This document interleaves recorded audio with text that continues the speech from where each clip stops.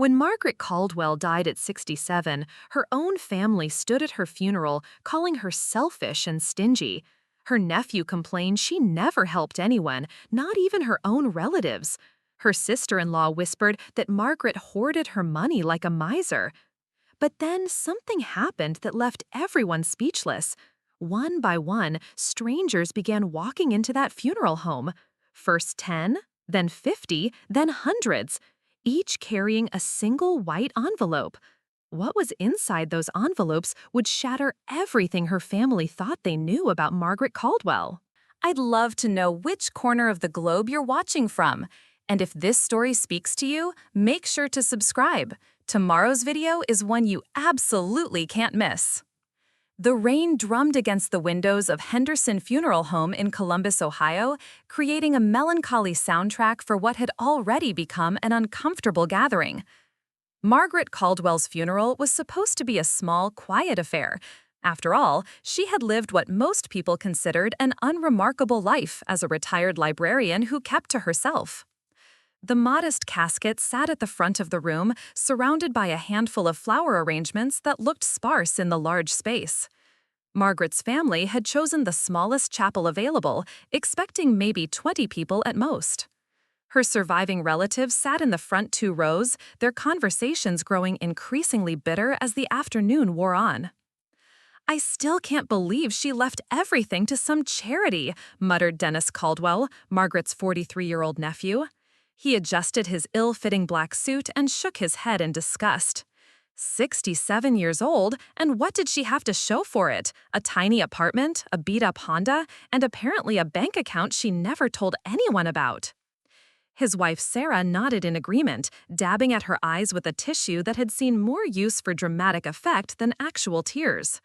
"It's just so typical of Aunt Margaret. Never helped family when we needed it, never even sent birthday cards to the kids. Remember when Tommy needed money for his school trip? She could have easily helped, but she just made excuses." Margaret's sister-in-law, Patricia Hendricks, leaned forward from the row behind them. At 71, Patricia had appointed herself the unofficial family historian and judge of character. "I tried to tell Harold for years that his sister was different, not in a good way. She was always so secretive about everything, never talked about her finances, never explained why she worked those extra jobs at the library."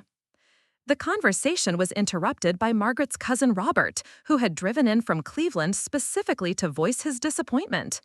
"You know what really gets me? She had all that money sitting around, and when my Jennifer was trying to get into nursing school, Margaret acted like she barely had 2 pennies to rub together, made Jennifer take out all those loans instead of just helping the family." Dennis stood up and walked to the guest book, scanning the handful of signatures. "Look at this. Barely 15 people have signed in, and half of them are us. The woman lived in this city for 34 years, and this is all who shows up? Says everything you need to know about how she treated people." The funeral director, a soft-spoken man named Mr. Jameson, appeared at Dennis's elbow. "Sir, I'm sorry to interrupt, but we're going to need to delay the service by about 30 minutes. We're having some unusual circumstances with parking." Dennis looked confused. "Parking? There's like 12 cars out there." "Well, sir, that's just it. There seem to be more people arriving, and they're having trouble finding spaces. The lot next door is filling up too." Through the large windows facing the street, the family could see cars pulling into every available space. People were getting out, all carrying what appeared to be white envelopes, and walking purposefully toward the funeral home entrance. Patricia squinted through her glasses. "Who are all these people? I don't recognize any of them." The first group to enter was led by a young woman in her mid-20s, wearing a navy blue dress and carrying a manila folder along with her white envelope.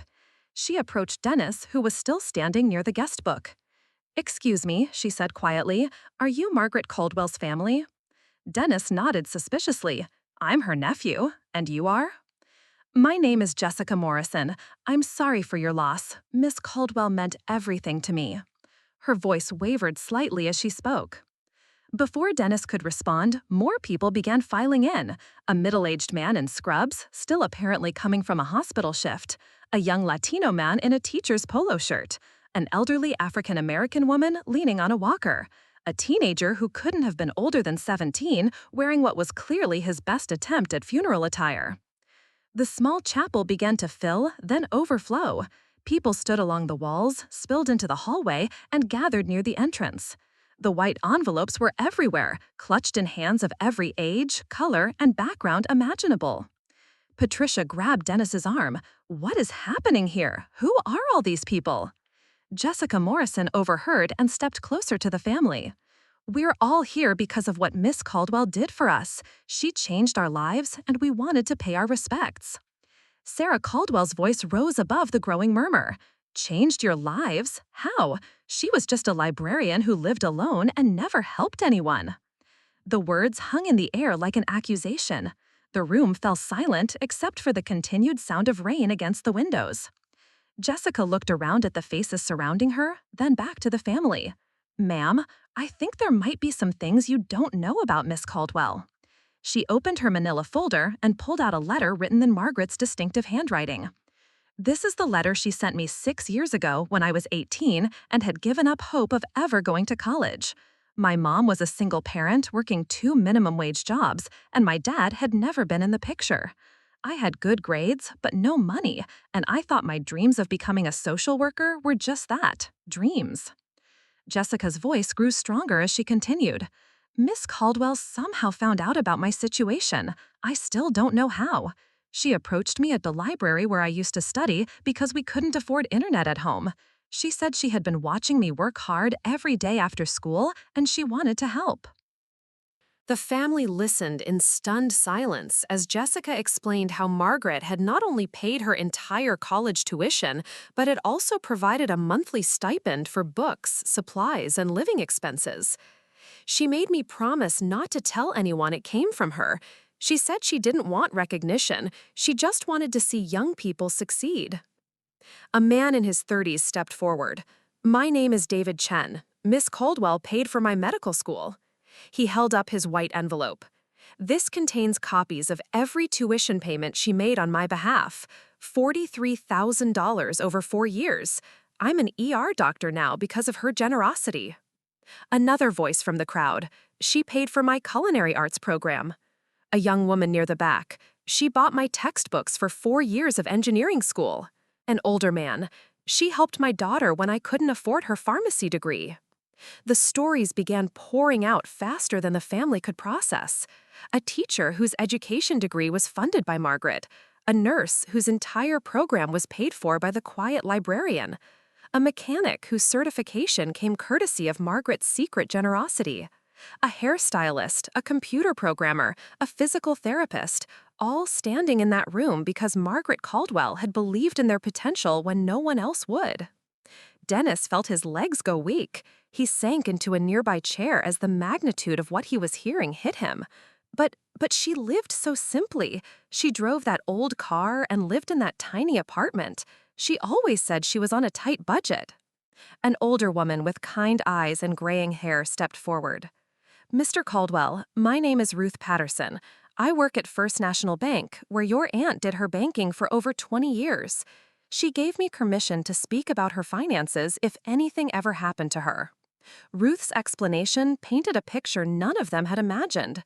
Margaret had indeed lived on a tight budget, not because she was poor, but because she was systematically giving away nearly 70% of her income. Her librarian's salary, her part-time weekend job at the bookstore, her summer work doing inventory for local businesses, it all went toward what Ruth called Margaret's mission.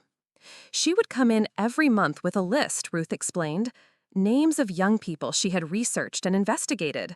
She would verify their financial need, their academic performance, their character references. She was more thorough than most scholarship committees I've seen. And then she would quietly fund their education, always with the condition that they never reveal the source. A teenager near the door raised his hand, tentatively. "My name is Marcus Williams. Miss Caldwell is paying for my first year of college next fall. She told me I was her last scholarship recipient before—" He couldn't finish the sentence, but he held up a letter dated just 6 weeks before Margaret's death. The room was packed now, with people still arriving. Mr. Jameson approached the family again. I'm afraid we're going to need to move this to our largest chapel, and even then we might need to open the doors to accommodate everyone. Patricia was openly crying now, but they were tears of shock rather than grief. I don't understand. Why didn't she tell us? Why did she let us think she was selfish? Jessica Morrison spoke up again. She talked about that sometimes. She said her family saw her as the spinster librarian who never married, never had kids, never did anything important. She said it was easier to let people think what they wanted than to risk them treating her differently if they knew about the money. A man in his 50s approached the family. My name is Professor William Hayes from Ohio State University. I run the scholarship office there. Miss Caldwell contacted us about 3 years ago because she wanted to make sure her recipients were getting proper academic support beyond just financial help. We've been tracking the success rates of what we privately called Caldwell Scholars. The results are remarkable. Professor Hayes pulled out a tablet and showed them statistics that seemed impossible. Margaret's scholarship recipients had a 96% graduation rate, compared to the national average of 60%. 88% of them had gone on to graduate school or professional development programs. 74% were now contributing to scholarship funds themselves, creating what Hayes called a generational cycle of giving. Your aunt didn't just pay for education, he explained. She researched each recipient extensively. She looked for young people who had demonstrated resilience, character, and determination despite facing significant obstacles. She had an uncanny ability to identify future leaders. A lot of love and effort went into bringing this story to life. If you're enjoying it, we'd be so grateful if you'd subscribe to our channel. Now, back to where we left off. Dennis looked around the room at the faces surrounding him. Doctors, teachers, engineers, social workers, business owners, all products of his aunt's secret investment in human potential. How many people are we talking about here? Ruth Patterson consulted her own records. Over the past 15 years, Miss Caldwell provided full or partial funding for 537 different individuals pursuing post-secondary education or professional training. The number hit the family like a physical blow. 537 lives changed. 537 people who had achieved dreams they never thought possible because a quiet librarian in Columbus, Ohio, had decided their potential was worth investing in. A young woman wearing scrubs stepped forward. I'm Dr. Amanda Foster. Miss Caldwell paid for my pre-med and medical school. I'm starting my residency in pediatric surgery next month. She paused, looking around the room. But what I want to tell you is why she chose the people she chose. Amanda explained that Margaret's selection process was unlike any scholarship program she had ever encountered. She didn't just look at grades or test scores. She looked for people who had overcome real hardship. Kids who were working to support their families while staying in school, students who had aged out of foster care, people who had faced discrimination or abuse but kept pushing forward. Another voice from the crowd. She helped me when I was homeless and sleeping in my car while trying to finish my associate degree. A different person. She found out I was skipping meals to save money for textbooks and started having groceries delivered to my apartment. The stories continued, each one revealing another layer of Margaret's careful attention to the human beings behind the applications. She hadn't just written checks, she had created a network of support that extended far beyond financial assistance. As the afternoon progressed and more people shared their experiences, a pattern emerged that left Margaret's family speechless. Their aunt hadn't been the cold, distant woman they thought they knew. She had been running what amounted to a private foundation, complete with research, follow-up, and ongoing support for her recipients. The white envelopes everyone carried contained not just documentation of Margaret's support, but letters she had written to each of them, words of encouragement, advice, and belief in their futures that many of them had kept and treasured for years. Dennis realized that while his family had been judging Margaret for not helping with small, immediate needs, like school trips and birthday gifts, she had been quietly changing the trajectory of hundreds of lives in ways that would impact generations to come. The woman they had dismissed as selfish and stingy had been one of the most generous philanthropists their city had ever known. The only difference was that she had done it all in complete secrecy, asking for nothing in return except that her recipients pay it forward when they could. As the rain continued to fall outside Henderson Funeral Home, Margaret Caldwell's true legacy was finally being revealed to the family that thought they knew her best. The funeral service that was supposed to start at 2 p.m. had been postponed indefinitely. By 4 p.m., Henderson Funeral Home had become something resembling a community center, with people sharing stories, exchanging contact information, and discovering connections they never knew existed. Dennis found himself in the funeral director's office with Ruth Patterson from the bank, trying to understand the scope of his aunt's secret operation. Mr. Jameson had graciously offered the space when it became clear that the family needed somewhere private to process what they were learning. "I need to see the records," Dennis said, his voice hoarse from hours of shocked conversations. "I need to understand how she managed all of this without any of us knowing." Ruth opened her briefcase and pulled out a thick folder. "Your aunt was very specific about her privacy during her lifetime, but she left instructions for full disclosure after her death. She said, and I quote, 'I want them to understand that money spent on human potential is never wasted.'" The documents Ruth spread across the desk told the story of a financial operation that rivaled many professional foundations. Margaret had maintained separate accounts for her scholarship fund, each meticulously organized by year and recipient. Her record-keeping was extraordinary. Every payment documented, every student's progress tracked, every success story filed away. "She started small," Ruth explained, pointing to entries from 2009. "That first year, she helped 3 students with partial tuition assistance. But look at this progression." The numbers grew steadily: 7 students in 2010, 12 in 2011, 28 in 2013. Patricia, who had joined them in the office, stared at a spreadsheet showing Margaret's personal expenses versus her giving. She was spending less than $15,000 a year on herself, while giving away over $60,000 annually. How was that even possible on a librarian's salary? "That's what I thought too," Ruth said, "but your sister-in-law was incredibly resourceful. She worked every angle possible to maximize her giving potential." Ruth explained Margaret's elaborate system of income generation. Beyond her main job at the Central Library, Margaret had created what amounted to a small business empire. She provided private tutoring services for struggling students, edited dissertations and academic papers for graduate students, offered translation services for immigrants needing document assistance, and ran a small book restoration service for rare book collectors. "She also invested wisely," Ruth continued.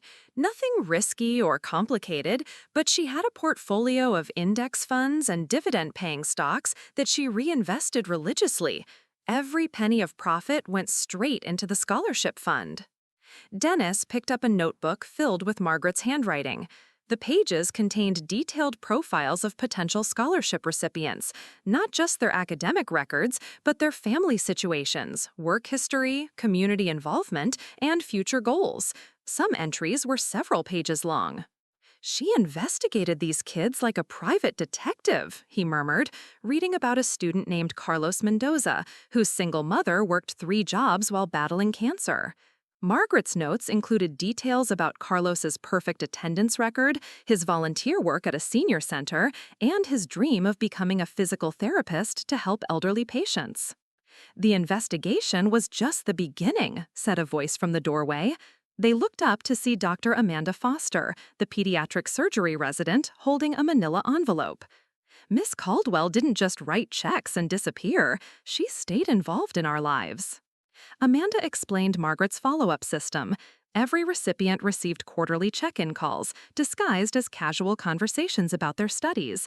Margaret would ask about their classes, their struggles, their achievements, and their plans. But she was actually monitoring their progress and looking for ways to provide additional support.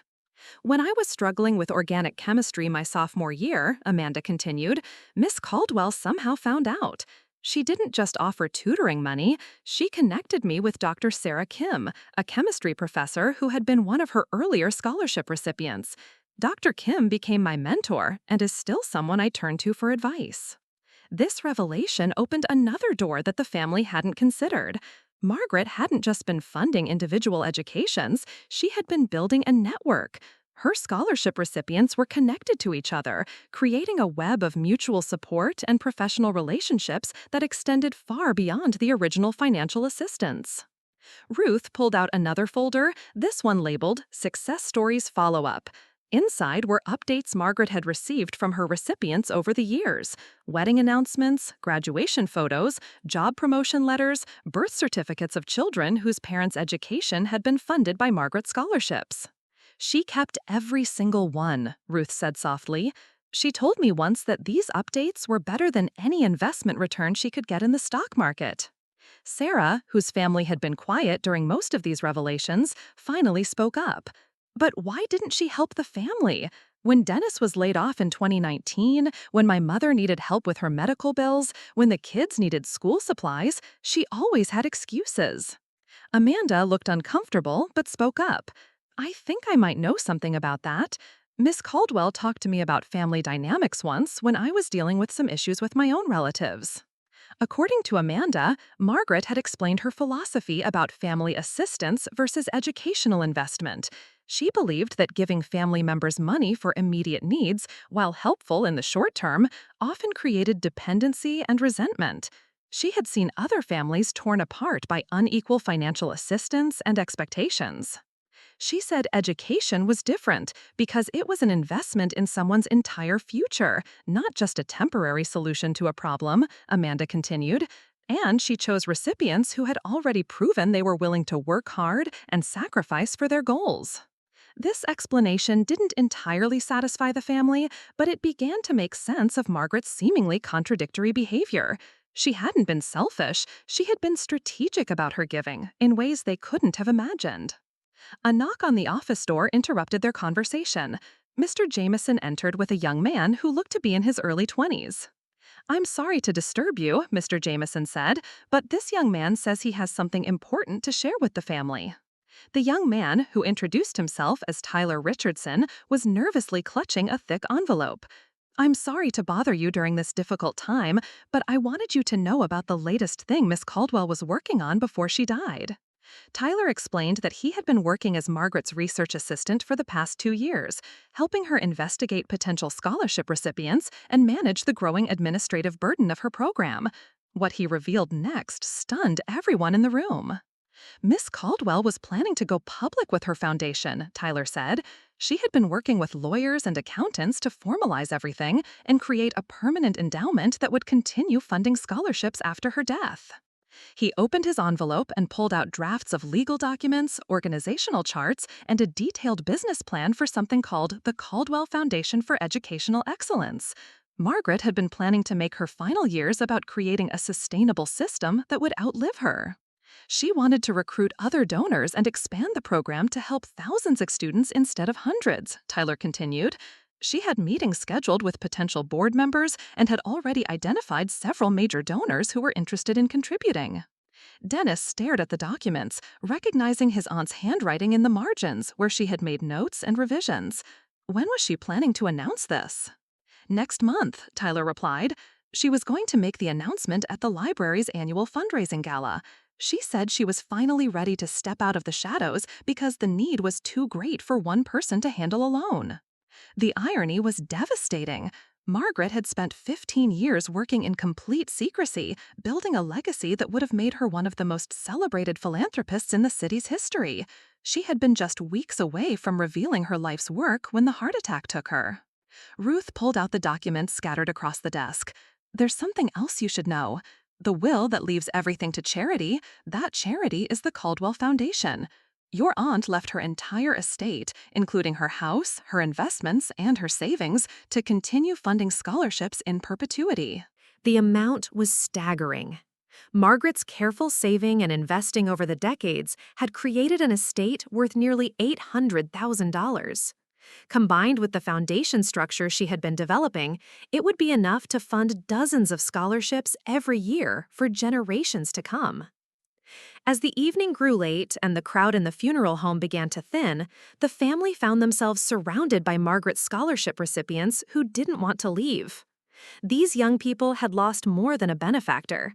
They had lost a mentor, a believer, and in many cases, the closest thing to a parent figure they had ever known. Dr. David Chen, the emergency room physician, approached Dennis with a proposal. "We've been talking, all of us who were helped by Miss Caldwell. We want to make sure her foundation becomes reality. We want to honor her by continuing what she started."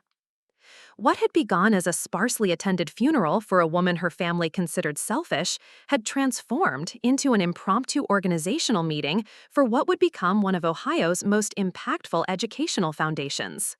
Margaret Caldwell's true legacy wasn't just the 537 lives she had already changed. It was the thousands of future students who would benefit from the system she had designed but never lived to implement. As Dennis finally signed the guest book that night, he noticed it had grown to over 400 signatures. Margaret's funeral had become a celebration of hidden generosity, unrecognized sacrifice, and the incredible power of one person's quiet determination to change the world one student at a time. 3 days after Margaret's funeral, Dennis received a call that would reveal yet another layer of his aunt's secret life. The caller identified herself as Elena Rodriguez, a social worker from the Department of Children's Services, and she had a story that would completely reframe everything the family thought they understood about Margaret's motivations. "Mr. Caldwell, I'm calling because Miss Margaret saved my life when I was 16, and I think you need to know why she did what she did for all those students." Elena asked to meet at Margaret's apartment, which Dennis had been dreading cleaning out. When she arrived that afternoon, she brought with her a cardboard box filled with items that Margaret had asked her to keep safe.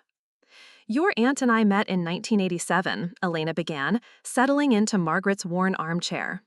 "I was a teenage runaway, living in a group home, pregnant, and convinced my life was over.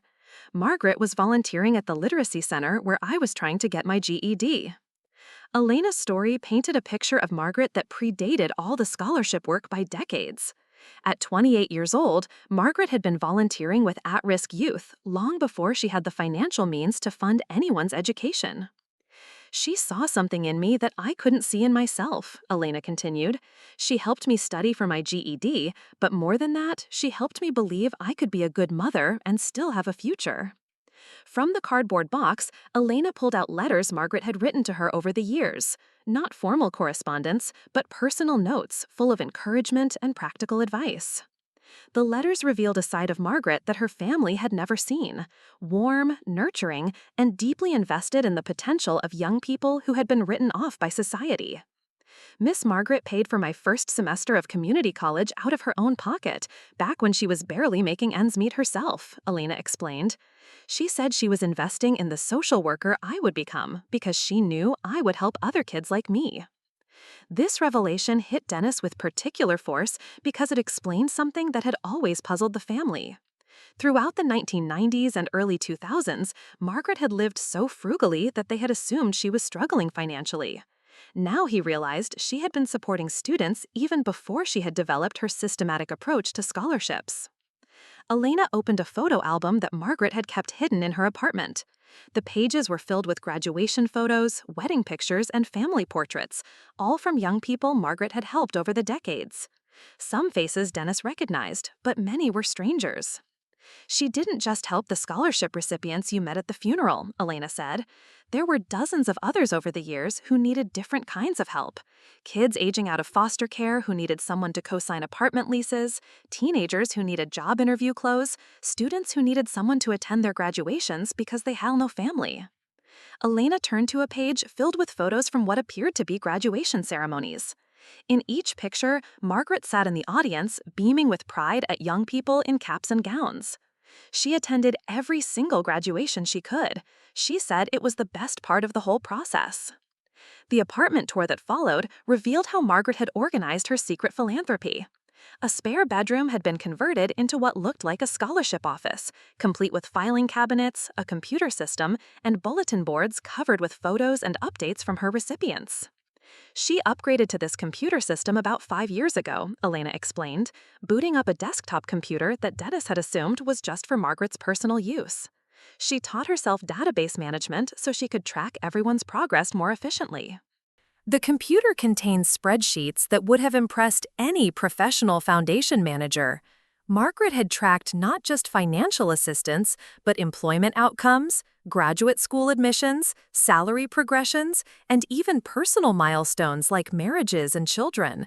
She had been conducting her own longitudinal study of educational investment outcomes.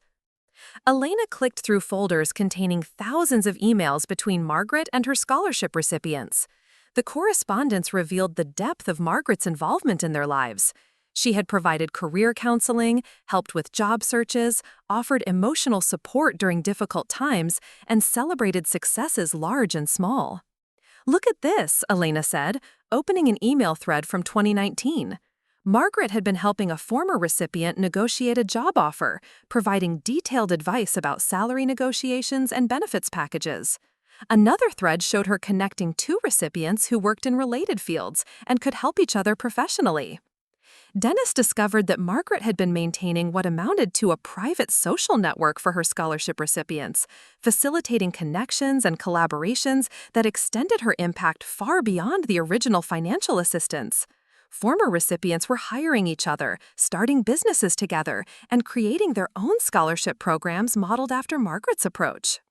Elena pulled up a particularly significant email thread from just 6 months before Margaret's death.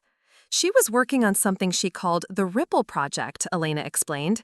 She wanted to document how her scholarship recipients were now helping others, creating what she called generational philanthropy. The email thread revealed Margaret's discovery that her investment strategy was working exactly as she had hoped. Dr. Amanda Foster had established a scholarship fund for students interested in pediatric medicine. Carlos Mendoza, the physical therapist, was providing free services to elderly patients who couldn't afford treatment. Jessica Morrison, the social worker, was running a mentorship program for teenagers in foster care. She was documenting this because she wanted to prove to other potential donors that educational philanthropy creates a multiplier effect, Elena said. She believed that if she could show the data, she could convince wealthy people to invest in human potential the way they invest in stocks. Elena opened another folder on Margaret's computer, this one labeled Recruitment Files.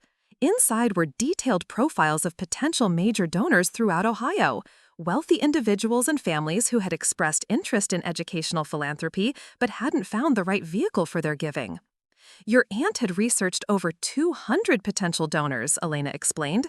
She had meeting requests drafted, presentation materials prepared, and financial projections showing how a properly funded educational foundation could impact thousands of students.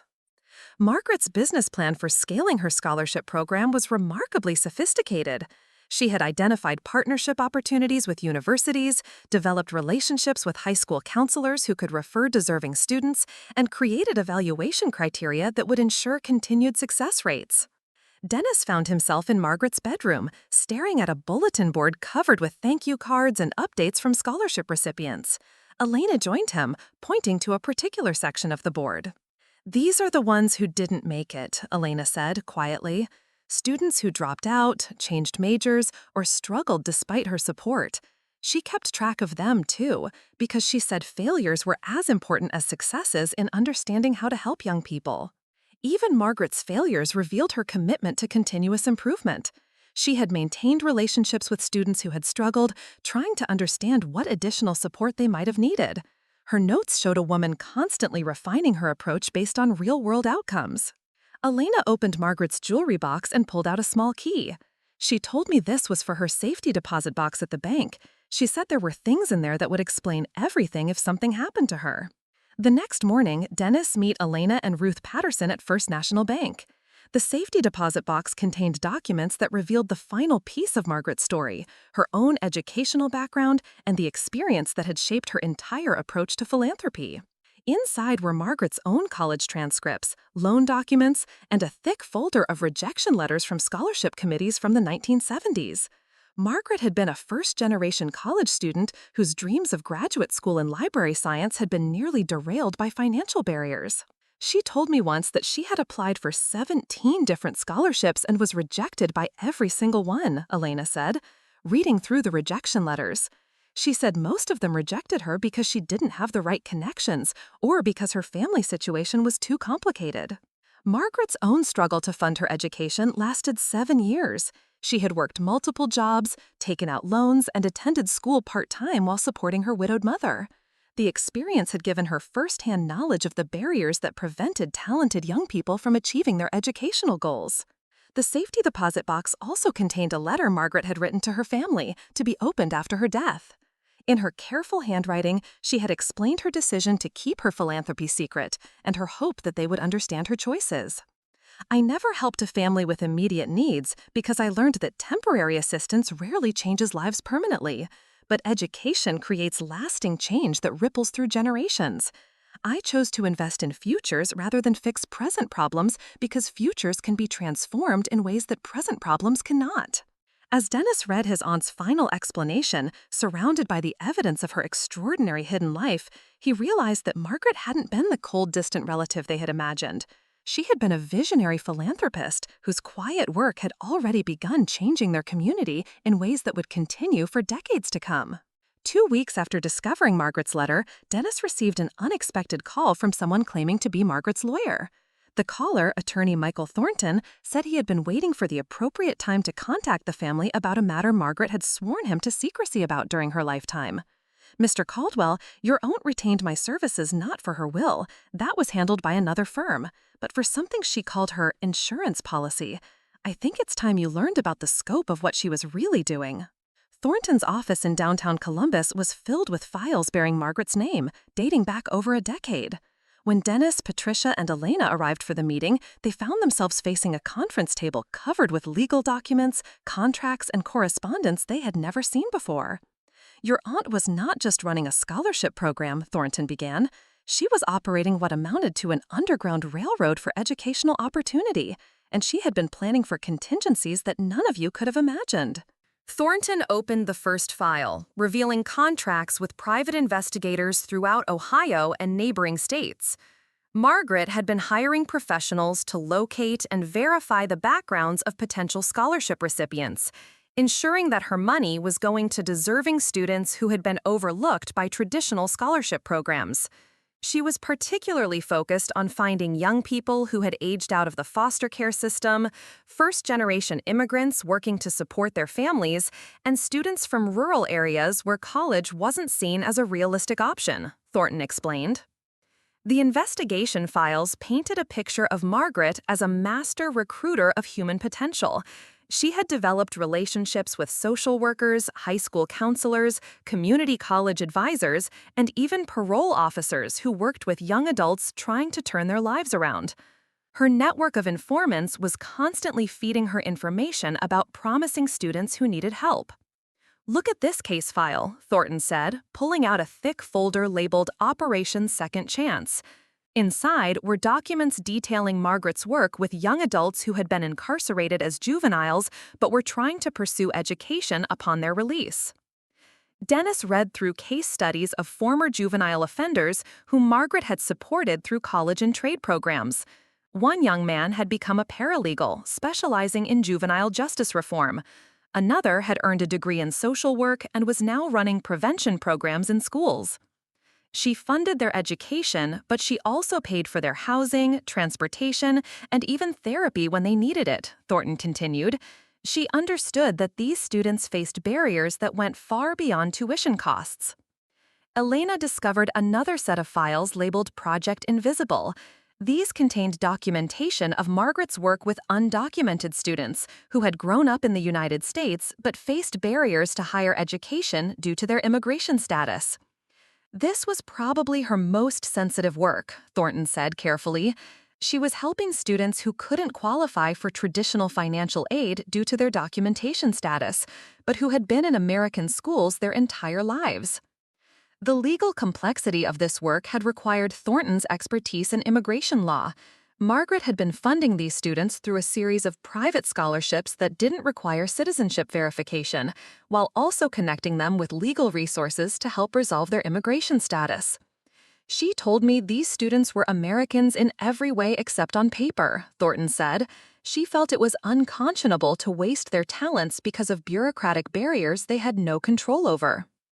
Patricia found herself reading the story of Maria Santos, a young woman who had been brought to the United States as a 3-year-old but discovered her undocumented status when she tried to apply for college financial aid.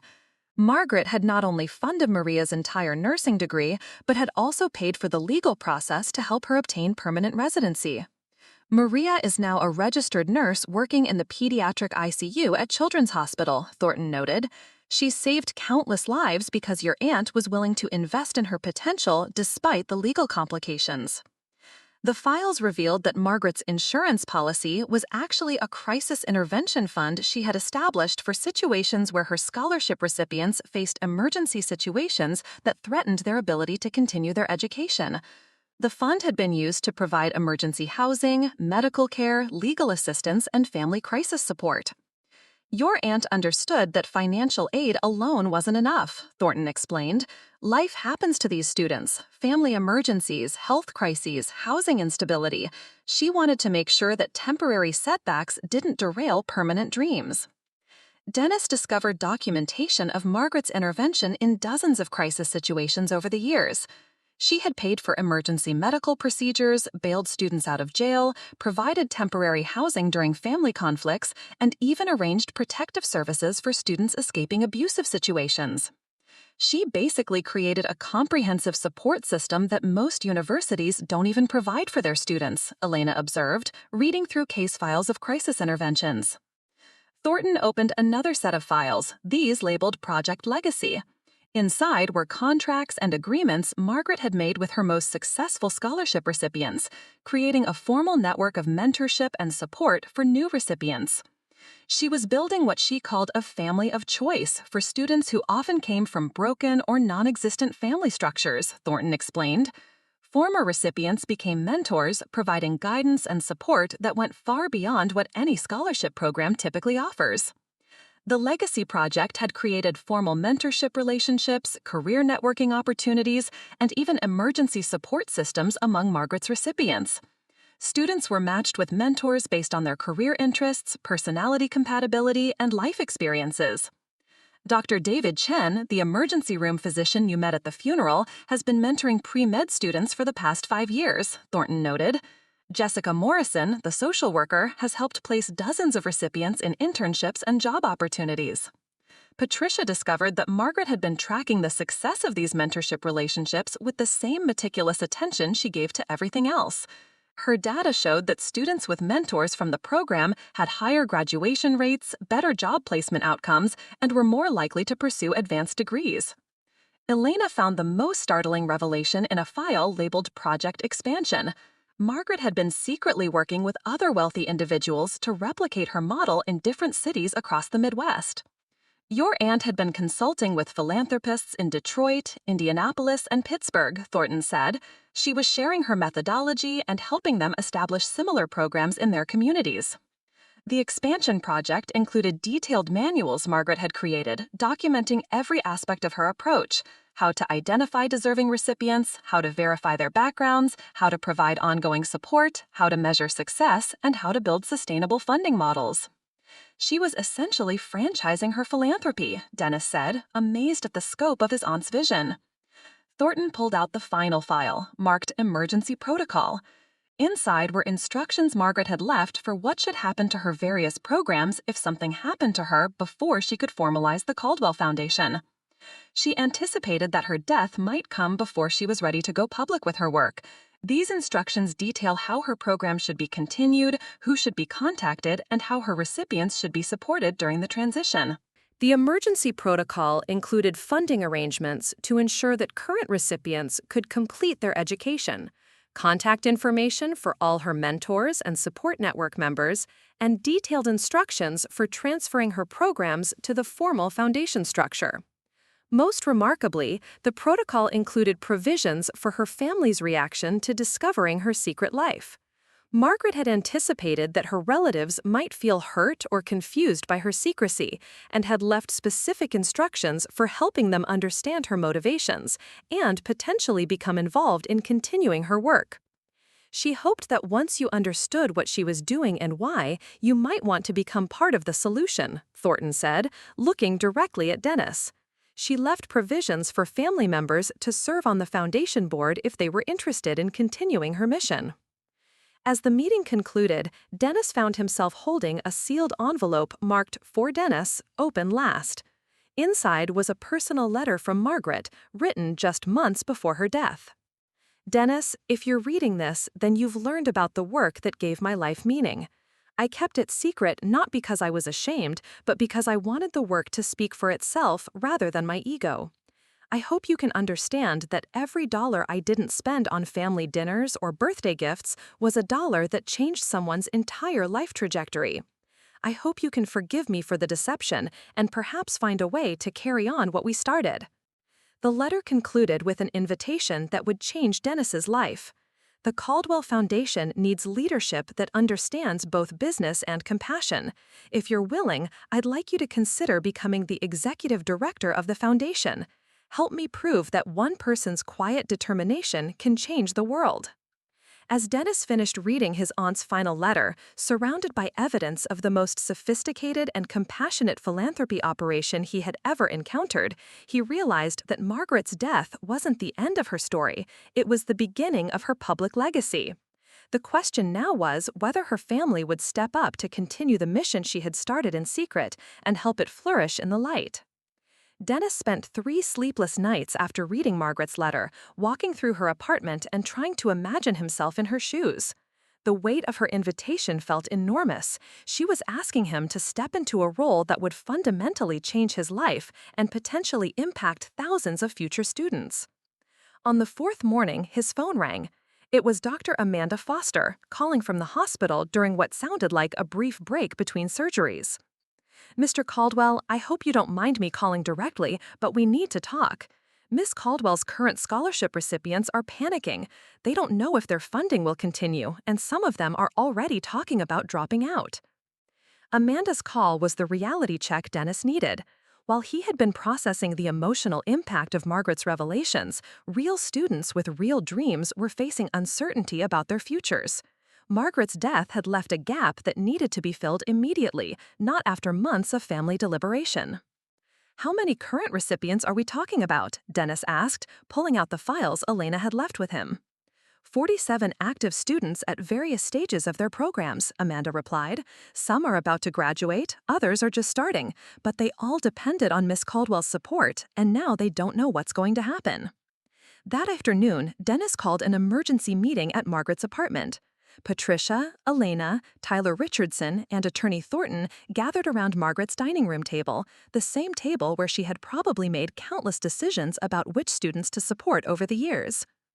"I've been thinking about Margaret's offer," Dennis began, "but I need to understand what we're really dealing with here. Tyler, can you walk us through what it takes to run this operation on a day-to-day basis?" Tyler opened his laptop and pulled up the spreadsheets and databases he had been maintaining with Margaret. "Right now, we have 47 active recipients receiving monthly stipends totaling about $38,000. We have application review scheduled for next month, over 200 new applications that Miss Caldwell was planning to evaluate." The immediate logistics were overwhelming. Student stipends needed to be processed, academic progress reports needed to be reviewed, crisis interventions were ongoing, and the application review process couldn't be delayed without disappointing hundreds of potential recipients. "There's also the mentorship program," Tyler continued. "We have monthly check-ins with mentors, quarterly progress reviews, and the career networking events that Miss Caldwell organized every semester." Elena had been quiet during Tyler's presentation, but now she spoke up. "Dennis, I need to tell you something Margaret made me promise to keep secret until after she died. She didn't just choose you to run the foundation because you're family." Elena explained that Margaret had been quietly observing Dennis's career for years. When she had been laid off from her corporate job in 2019, Margaret had watched how she handled the crisis, not by looking for handouts, but by starting his own consulting business and working his way back to financial stability. "She told me you had the combination of business skills and personal integrity that the foundation would need," Elena said. "She said you understood what it was like to face uncertainty and fight your way back, which would help you identify with the students she was trying to help." Patricia, who had been skeptical about the entire foundation concept, surprised everyone by speaking up in support of Dennis taking the role. I've been thinking about what Margaret wrote in that letter, about every dollar she didn't spend on family being a dollar that changed someone's life. Maybe she was right. Maybe this is more important than the birthday gifts and family dinners we thought we wanted from her. The conversation was interrupted by a knock at the apartment door. Dennis opened it to find Maria Santos, the undocumented student whose nursing degree Margaret had funded, standing in the hallway with tears in her eyes. "I'm sorry to disturb you," Maria said, "but I heard Miss Caldwell's family was here and I needed to tell you something important." Maria's story provided the emotional clarity Dennis needed. She explained that Margaret's support had extended far beyond paying for her nursing degree. When Maria's younger brother had been diagnosed with leukemia, Margaret had quietly connected the family with financial assistance programs and had personally paid for expenses that insurance didn't cover. Miss Caldwell saved my brother's life, Maria said simply, not just by paying bills, but by making sure I could finish school and become a nurse so I could take care of him properly. Now I work in pediatric oncology, and I help other families facing the same crisis we faced. Maria pulled out her phone and showed them photos from the children's cancer ward where she worked. These kids are alive today partly because Miss Caldwell believed in me when no one else would. That's what the foundation means. It's not just about individual students, it's about all the lives they'll touch because someone gave them a chance. The impact of Maria's words was profound. Dennis realized that Margaret's foundation wasn't just an educational charity, it was a machine for creating healers, teachers, advocates, and leaders who would spend their entire careers helping others. Attorney Thornton had been taking notes throughout the meeting. "Dennis, I need to point out that if you're going to take this on, we need to make some immediate decisions. The current recipients need confirmation that their funding will continue, and we have legal deadlines for establishing the foundation as a formal nonprofit organization." The practical pressures were mounting. Student loans would come due if Margaret's support disappeared. Career plans would be derailed. Dreams that were just months away from becoming reality could be shattered by bureaucratic delays. Elena made the decision easier by offering to serve as the foundation's first program director, handling the day-to-day operations while Dennis focused on funding and strategic direction. Tyler volunteered to continue as research coordinator, managing the application process and student tracking systems. "We already have the infrastructure," Elena pointed out. "We just need to make it official and sustainable." Patricia surprised everyone again by volunteering to handle the foundation's financial management. "I spent 30 years doing bookkeeping for small businesses," she said. "I may not have understood what Margaret was doing, but I can make sure the money gets where it's supposed to go." Dr. Amanda Foster called back while they were discussing organizational structure. "Mr. Caldwell, I've been talking to other recipients, and we want to formalize the mentorship network. We're proposing to create advisory committees in different professional fields: medicine, education, social work, business, technology, where former recipients can provide guidance to current students." The mentorship expansion would address one of Margaret's biggest concerns about scaling the program. She had worried that as the number of recipients grew, maintaining the personal touch and ongoing support would become impossible. A formal mentorship network would preserve the family-like atmosphere she had created while allowing for growth. Over the next several hours, Margaret's dining room table became a makeshift boardroom where her family and supporters hammered out the structure of what would become the Margaret Caldwell Foundation for Educational Excellence. Dennis found himself naturally taking charge of the strategic discussions, drawing on his business background to address funding sustainability, operational efficiency, and growth planning. The breakthrough moment came when Tyler pulled up Margaret's donor research files. She had identified over 50 potential major donors who had expressed interest in educational philanthropy but hadn't found the right organization to support. If we approach them with her track record and her success data, we might be able to raise enough money to triple the number of scholarships we offer. Dennis realized that Margaret had essentially handed him a turnkey operation with a proven track record, established systems, committed volunteers, and a pipeline of potential funding sources. She had done everything possible to make his decision easier.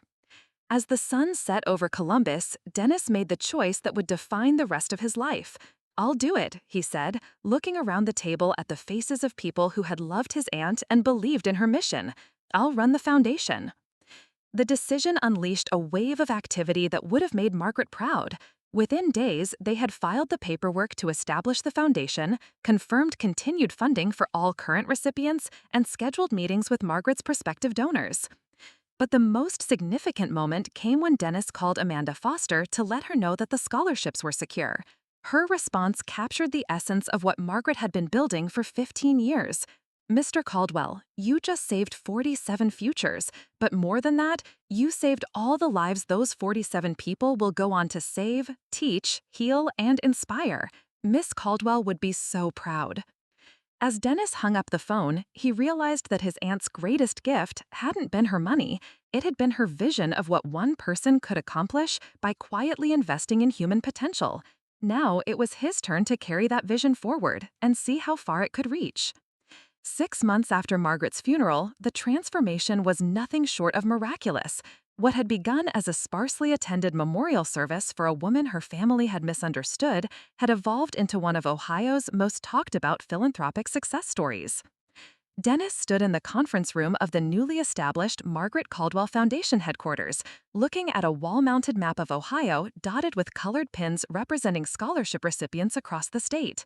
The foundation had moved far beyond Margaret's original Columbus operation, with satellite programs now running in Cleveland, Cincinnati, Toledo, and Dayton. The morning's board meeting was unlike anything Margaret could have imagined when she was working alone from her spare bedroom. The conference table was surrounded by some of Columbus's most influential business leaders, all of whom had become major donors after learning about Margaret's extraordinary track record. "The numbers speak for themselves," said Catherine Morgan, CEO of a regional bank chain who had become the foundation's largest donor. "In 6 months, we've raised $2.3 million, expanded to 5 cities, and increased our annual scholarship capacity from 50 students to over 300. The fundraising success had exceeded even Margaret's optimistic projections. Tyler Richardson, now the foundation's Director of Student Services, presented data that would have amazed Margaret. "We're not just funding more students, we're seeing accelerated success rates. The formal mentorship program is working better than Miss Caldwell's informal approach ever could have." The mentorship network had grown into something unprecedented in educational philanthropy. Former recipients weren't just offering career advice, they were creating internship opportunities, providing job placements, offering housing assistance, and even establishing their own scholarship funds within the foundation structure. Dr. David Chen had established the Caldwell Medical Track, a specialized program for pre-med students that combined scholarship funding with guaranteed internships at hospitals where former recipients now worked. Dr. Amanda Foster had created similar pathways for nursing and healthcare students. Elena Rodriguez, now the Foundation's Executive Director of Programs, shared updates that demonstrated the ripple effect Margaret had always envisioned. "We're seeing a third-generation impact now. Students Margaret helped 15 years ago are now sending us referrals of young people who need assistance. We have former recipients who are high school counselors, social workers, and community leaders actively recruiting deserving candidates." But the most significant development was something Margaret had never anticipated: corporate partnerships that extended the foundation's reach beyond individual scholarships. "Henderson Manufacturing reached out to us last month," Dennis explained to the board. "They want to create a pipeline program where our recipients get guaranteed job interviews and entry-level positions after graduation. They said they'd rather hire people who've demonstrated the resilience and work ethic that our selection process identifies." The corporate interest had been sparked by a feature article in the Columbus Business Journal about the foundation's success rates. Companies were discovering that Margaret Scholarship recipients made exceptional employees. They had proven their ability to overcome obstacles, showed strong work ethics, and demonstrated loyalty to organizations that invested in their potential. Patricia, who had transformed from skeptical relative to passionate foundation treasurer, presented the financial report. "We're operating at 94% efficiency, meaning 94 cents of every dollar donated goes directly to student support. Our administrative costs are lower than most foundations 5 times our size." The efficiency was possible because of the volunteer network that had emerged organically around Margaret's legacy. Former recipients donated their professional services, legal advice, accounting, marketing, technology support, creating a self-sustaining ecosystem of mutual support. Attorney Thornton had been observing the board meeting with obvious satisfaction. After the formal business concluded, he asked Dennis to stay behind for a private conversation.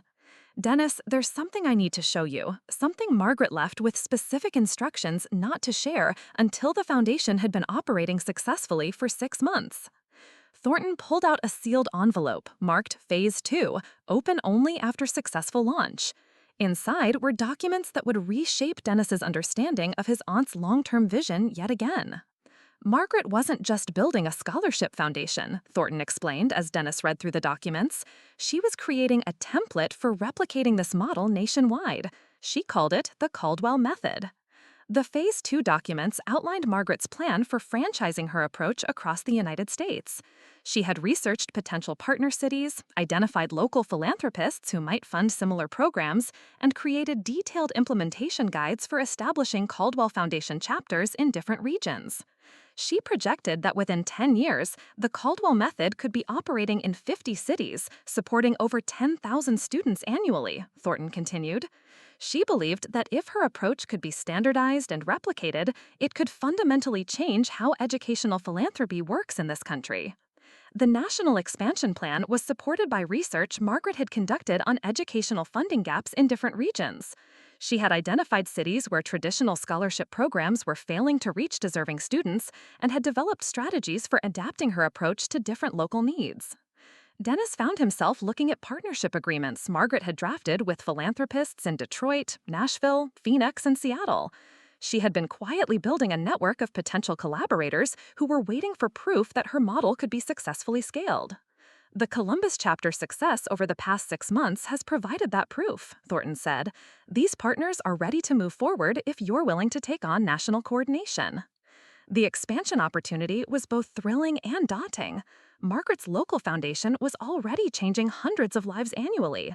A national network could potentially impact thousands of students and create a new standard for educational philanthropy.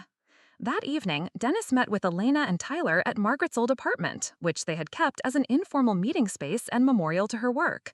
The three of them sat around the same dining room table where they had made the decision to formalize the foundation 6 months earlier.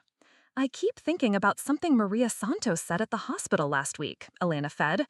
Maria had become a regular volunteer, helping identify potential recipients among the families she worked with in pediatric oncology.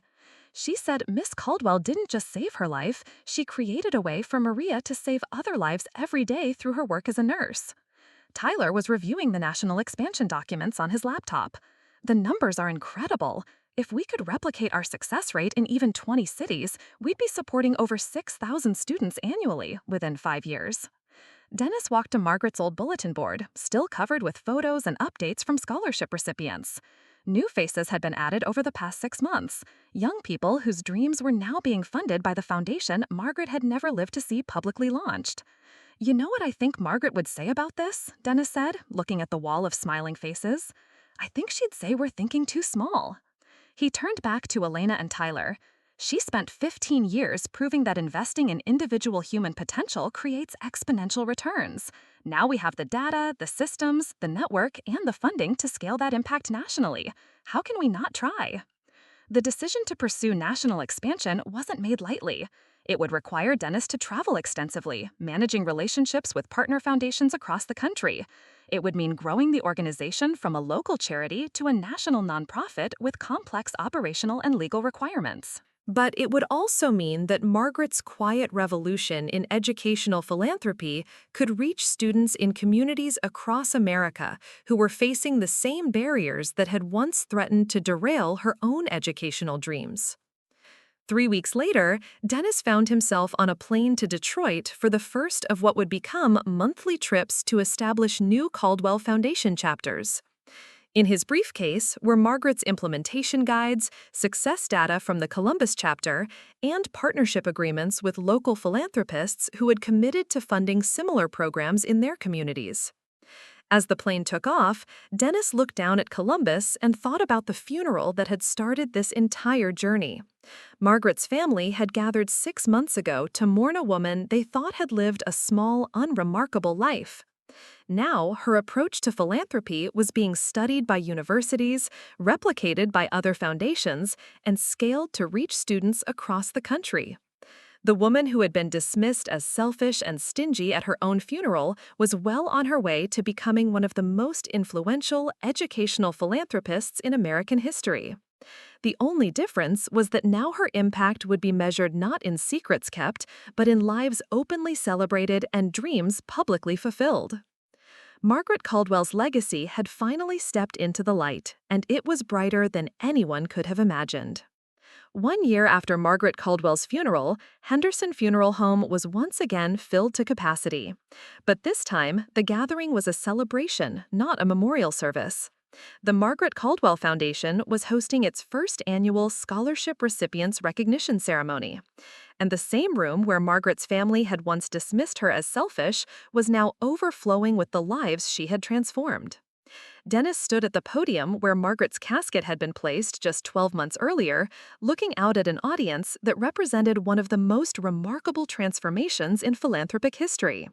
The ceremony had grown so large that they'd had to set up overflow seating in 3 additional rooms, with live video feeds connecting recipients from across the expanded foundation network. A year ago, we gathered in this room thinking we were saying goodbye to a woman who had lived a small, unremarkable life, Dennis began, his voice carrying to over 800 people in attendance. Today, we're celebrating the launch of a movement that has already changed more lives than we ever imagined possible. The numbers Dennis shared would have astounded Margaret. The national expansion of the Caldwell method was proceeding faster than even her most optimistic projections. 12 cities now had active chapters, with applications pending in 8 more. The foundation was supporting over 1,200 active students and had a waiting list of verified recipients that stretched into 2027. But the statistics only told part of the story. The real transformation was visible in the faces of the people filling the funeral home that evening. Dr. Amanda Foster sat in the front row next to Dr. David Chen, both now serving on the Foundation's National Medical Advisory Board. Maria Santos was there with her younger brother, who had beaten leukemia and was now starting his freshman year at Ohio State on a Caldwell Foundation scholarship. Jessica Morrison, the social worker whose story had opened the family's eyes to Margaret's secret philanthropy, had been promoted to supervisor of children's services for Franklin County. She now regularly referred foster care youth to the foundation and had helped establish specialized support programs for students aging out of the system. Elena Rodriguez had left her position with the Department of Children's Services to become the foundation's first full-time executive director. Her own transformation from teenage runaway to social worker to nonprofit leader embodied everything Margaret had believed about the power of educational investment. What Margaret understood before any of us did, Elena said during her remarks, was that education isn't just about individual advancement. It's about creating a network of people who are committed to lifting others up because someone once lifted them up. The networking effect Margaret had envisioned was now operating on a scale that dwarfed her original dreams. Former recipients weren't just succeeding in their careers, they were becoming community leaders, entrepreneurs, and philanthropists themselves. The foundation had tracked over 200 former recipients who had started their own scholarship programs, donated to educational causes, or volunteered with organizations supporting disadvantaged youth. Tyler Richardson, now Director of National Operations, presented the evening's most significant announcement. Tonight, we're launching the Margaret Caldwell Institute for Philanthropic Innovation, a research center that will study and promote effective educational giving strategies. The institute represented the academic validation of Margaret's approach. Universities across the country were now studying the Caldwell method as a case study in effective philanthropy. Business schools were teaching courses on Margaret's selection criteria, follow-up procedures, and network building strategies. But perhaps the most moving moment of the evening came when Patricia took the podium to share her personal transformation over the past year. 12 months ago, I stood in this room angry at my sister-in-law for what I thought was selfishness, Patricia said, her voice breaking slightly. I couldn't understand why she wouldn't help with Tommy's school trip or contribute to family expenses. Now I understand that every dollar she didn't spend on those things was a dollar that created a doctor, a teacher, a social worker, or a nurse who would go on to help thousands of people. Patricia had become one of the foundation's most effective fundraisers, using her personal story of transformation to convince other donors to support the cause. Her presentations to potential contributors always began with her own confession of how wrong she had been about Margaret's priorities. Margaret taught me that real generosity isn't about making people feel good in the moment, Patricia continued. It's about making investments that create lasting change across generations. The evening's keynote speaker was someone Margaret never could have anticipated. The governor of Ohio, who had declared Margaret Caldwell Day as a state holiday, recognizing outstanding contributions to educational opportunity. The Caldwell Foundation has become a model that other states are studying and replicating, the governor announced. What began as one woman's quiet mission has become a blueprint for addressing educational inequality across America. State recognition had brought national attention to Margaret's story. The foundation had been featured in major newspapers, education journals, and philanthropy magazines. Dennis had been invited to speak at conferences on nonprofit management and educational giving strategies. But the most significant validation had come from an unexpected source. The Federal Department of Education had contracted with the foundation to help design new guidelines for educational assistance programs. Margaret's methods for identifying deserving recipients and measuring long-term success were being incorporated into national policy recommendations. As the ceremony concluded, Dennis found himself back in the funeral home's smaller chapel where Margaret's body had lain just 1 year earlier. The room was now set up as a memorial exhibit, with displays showing the growth of her foundation and the achievements of her scholarship recipients. One display case contained the white envelopes that recipients had carried to Margaret's funeral, the mysterious papers that had first revealed her secret philanthropy to her shocked family. Those envelopes had been transformed into the foundation's symbol, representing the hidden potential that Margaret had spent her life uncovering and nurturing. Another case displayed Margaret's personal effects, her careful handwritten notes about potential recipients, her investment statements showing the steady growth of her giving capacity, and the photographs from her hidden bulletin board of students whose lives she had changed. But the centerpiece of the memorial exhibit was something that would have made Margaret prouder than any public recognition: a letter from Marcus Williams, the teenager who had been her final scholarship recipient before her death. Marcus had graduated from high school with valedictorian honors and was now excelling in his engineering program at Case Western Reserve University. But more importantly, he had started a tutoring program for at-risk middle school students in his hometown, directly inspired by Margaret's example of quiet service to others. Miss Caldwell never met most of the kids I'm helping now, Marcus had written in his letter, but every time I help a student understand a math problem or believe in their own potential, I'm continuing the work she started. That's what she really gave me, not just tuition money, but a mission to help others the way she helped me. As Dennis read Marcus's letter again, he realized that Margaret's greatest achievement wasn't the number of students she had helped or the amount of money she had given away. Her greatest achievement was creating a culture of giving that would continue expanding long after her death. The foundation now employs over 40 full-time staff members across 12 cities.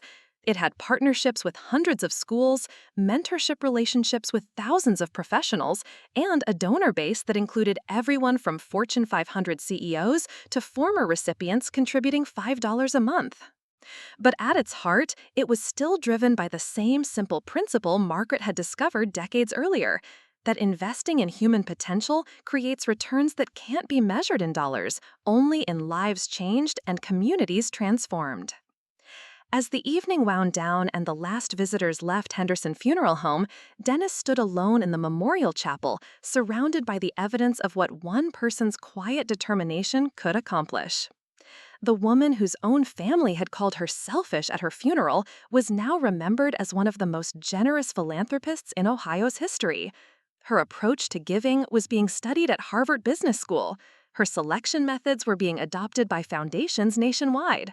Her story was inspiring a new generation of philanthropists to think beyond traditional charity models. Margaret Caldwell had achieved something that few philanthropists ever manage. She had created a lasting legacy that would continue growing and evolving long after her death, touching lives she never could have imagined and solving problems she never could have anticipated. As the evening wound down and the last visitors left Henderson Funeral Home, Dennis stood alone in the memorial chapel, surrounded by the evidence of what one person's quiet determination could accomplish. The woman whose own family had called her selfish at her funeral was now remembered as one of the most generous philanthropists in Ohio's history. Her approach to giving was being studied at Harvard Business School. Her selection methods were being adopted by foundations nationwide. Her story was inspiring a new generation of philanthropists to think beyond traditional charity models. Margaret Caldwell had achieved something that few philanthropists ever manage.